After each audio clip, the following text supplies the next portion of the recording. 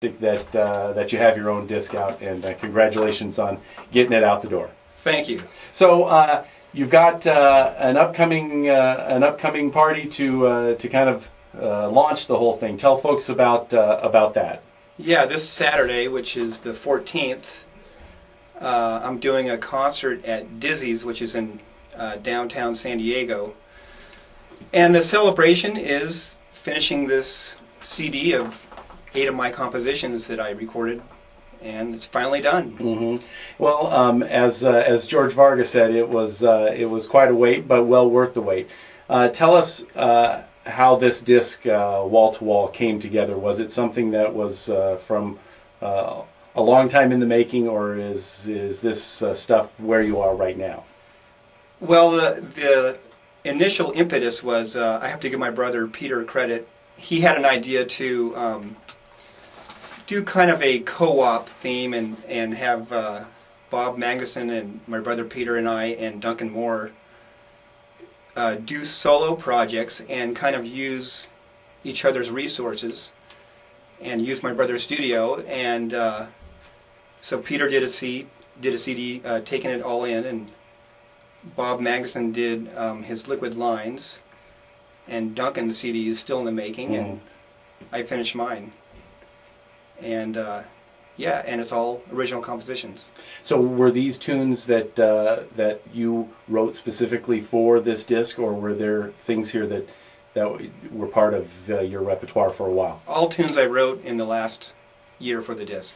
So again, as George said, they're great tunes. Tell us a little bit about your composition process. Then, was the interaction with these other musicians part of the composition process, or do you work more solitary when you're composing?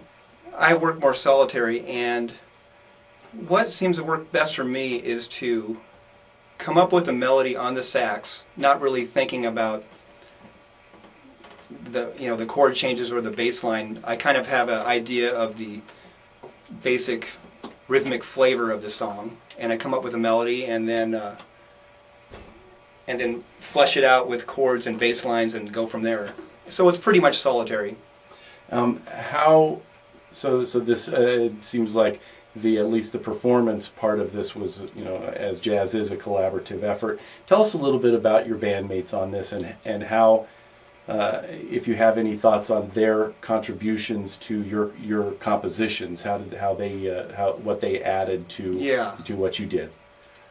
I think they're all wonderful musicians, and so lucky to have such great musicians that are in San Diego and I can choose from. Mm-hmm. And I tend to pick musicians that can straddle between straight-ahead jazz style and more modern fusion style, which is actually pretty rare. Like Duncan, the drummer, is equally comfortable playing straight-ahead jazz and more modern fusion beats, and Rob's the same way. He can play straight-ahead jazz piano, and he has a little bit of bluesiness thrown in there, and if you ever hear his solo project, you'll see he can play B3 organ in that style, and Bob's the same way. So that, and my songs are the same way. Some are straight-ahead jazz, and some are more fusiony. Mm-hmm. That seems like it's kind of I don't know if there's a San Diego jazz sound, but that kind of seems like something that a lot of the musicians here in town do. And it doesn't seem like they're blatantly trying to cross over into fusion, but it seems like it's a little bit more looser mix of straight ahead playing with and I guess composition with a fusiony or a rock kind of sound. Do you kind of see that too as being kind of a San Diego or maybe a Southern California thing? Or I never thought of it that way. Mm-hmm. I just think that the musicians are exposed to lots of different kinds of music, so that's what comes out. So then maybe tell us a little bit then about what you've been exposed to and what has influenced you as both a composer and a performer. What are some of your influences that kind of feed into your style?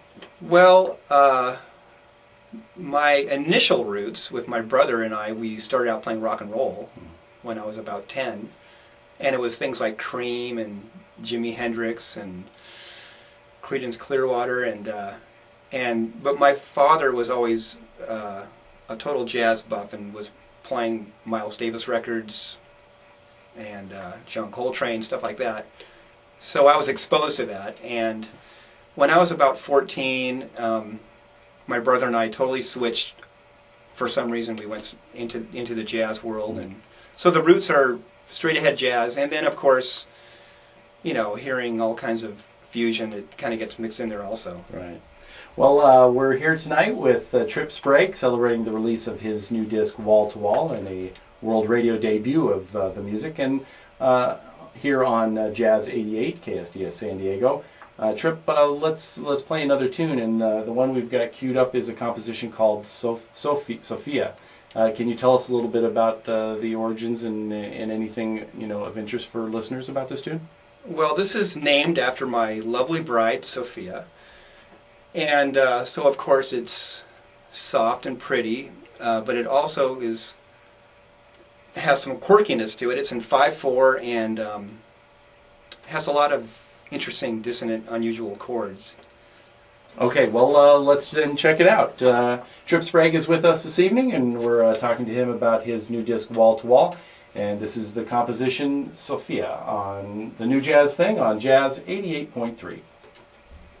You're listening to the New Jazz Thing. My name is Vince Outlaw, and joining me this evening in a world radio debut of his new disc, Wall to Wall, is Tripp Sprague. Tripp, thanks for hanging out with us this evening on the New Jazz Thing. Thanks for having me. So we were just listening to the tune Sophia, and this is a great disc of all original compositions of yours. You, as I mentioned before, you're well known around San Diego for mostly playing with lots of other musicians and even recording with other musicians. So you've kind of stayed a little bit in the background for many years. Does that at all bother you that it wasn't Tripp Sprague out front as opposed to Peter Sprague or some of the other bands and musicians you played with? Well, I've always kind of played the role of the sideman, which can have advantages, mostly because you can focus completely on the music, because everybody else is taking care of the details. But of course, then you don't get to do exactly what your vision is. So, it never bothered me. But I guess I'm just more aggressive in my later years here, and want to do something that's my vision. Right. So. The compositions here, as you would say, are tunes that you kind of have written now. Do they reflect anything that you're working on right now as a musician, as opposed to maybe places you were as a musician? Are you exploring any new ways of playing or new ways of writing that might be reflected in this new material? Oh, just I haven't really been a very prolific composer overall, so just coming up with the 8 tunes was a major hurdle for me, and and of course there was probably 5 tunes that ended up in the scrap pile. But no, nothing really new as far as style. Right. Has it unleashed a torrent of new stuff, or is it still hard to get those new tunes out? Actually, it's next time I get to composing, it'll be a lot easier, I think. Really? Yeah. So the process. Practicing the process here helped you. Sure. Yeah. Well, I wanted to remind people again about the party this weekend. Give folks again the details on. Yes, I'm playing a concert celebrating this CD this Saturday, the 14th, at a place called Dizzy's, which is downtown San Diego. And you know what? The musicians on the CD are actually going to be at the concert, which is a small miracle. Except for my brother, he plays on one tune on the CD. He's going to be in New Mexico playing with Bill Waltress. And us musicians, we love playing at Dizzy's because it's a place where people really listen, and we love that. Yeah. Are you play around town a lot? Are there regular gigs that you play around town? Places that people can see you regularly around town? Yeah, I play with my brother quite a bit. Shep Myers, his group. I play with Jaime Valle, and a handful of other groups. And the best way to know where I am is my website, trippsprague.com, if you can spell my name. Why don't you spell it for people? It's TRIPPSPRAGUE, and folks can also pick up my new CD there. Excellent. Are there any particular projects that you're working on, or things in the future that that you can kind of see that you're going to be doing? I actually am going to.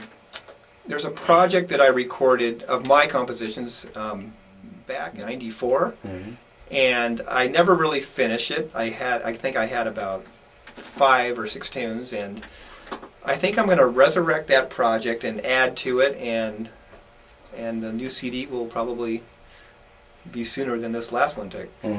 Any clue as to how the tunes that you recorded and did back then differ from the stuff now? Or? Yeah, this current CD, Wall to Wall, it's definitely more of a live jazz theme. As far as there's no overdubs, and we just played live in the studio. And this project from the '90s is more produced with a lot of overdubs and sweetenings. Well, excellent. We wanted to end this evening with the title track from your new disc. So we've got Wall to Wall queued up here. Can you tell us a little bit about this tune and how it actually kind of represents, by being the title track of the tune, the disc? Well, this tune, the title Wall to Wall, I got the idea because this tune features a quarter note driving beat pretty much the whole, from beginning to end of the song, and that's where I got the title Wall to Wall.